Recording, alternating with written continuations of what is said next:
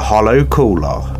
They say the forest past Deadmere Creek has no birds, no rustling leaves, no wind strong enough to carry sound, only silence until the cooler starts to sing. Locals tell of hikers who went missing there, drawn by familiar voices, sometimes a loved one, sometimes their own.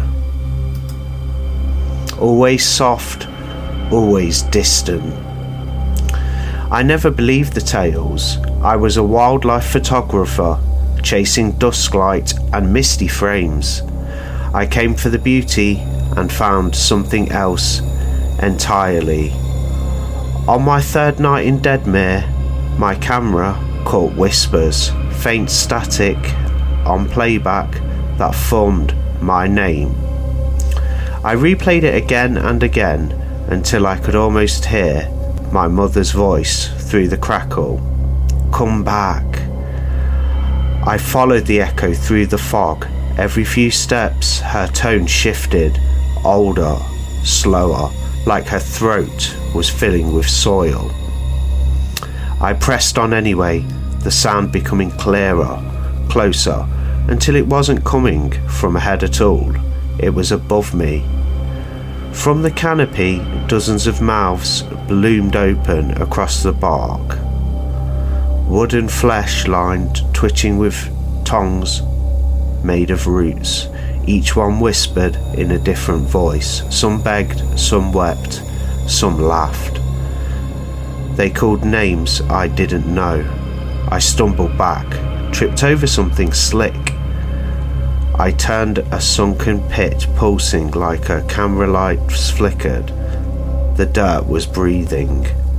The ground split open, revealing faces pressed beneath transparent roots. The lost ones, half swallowed, whispering through the wood. The cooler needs new voices, one gurgled. I screamed, but it come out as someone else's voice entirely. My mother's. They say the forest past Deadmere Creek has no birds, but if you listen long enough, you'll hear singing start again. And if you hear your own voice calling, don't answer. The Hunger Trail. The Hunger Trail isn't on any map. It's an overgrown road from an old timber route, half swallowed by moss and fog, a place where headlights dim and engines fail.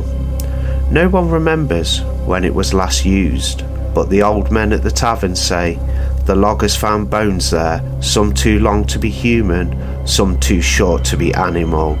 Whatever lived out there fed on noise. When a car broke down on the route, the driver waited for help. He played a podcast on low volume, tapping the steering wheel, watching the fog thicken like milk around the trees. Then a sound behind him, a twig snap, another, then nothing. He stepped out with a flashlight, a small cone of light swallowed instantly by dark. Branches dripped above, the air hummed, faint and wet, like something breathing through a slit. He heard it again, a snap, closer this time, followed by the faint scrape of something dragging over the asphalt.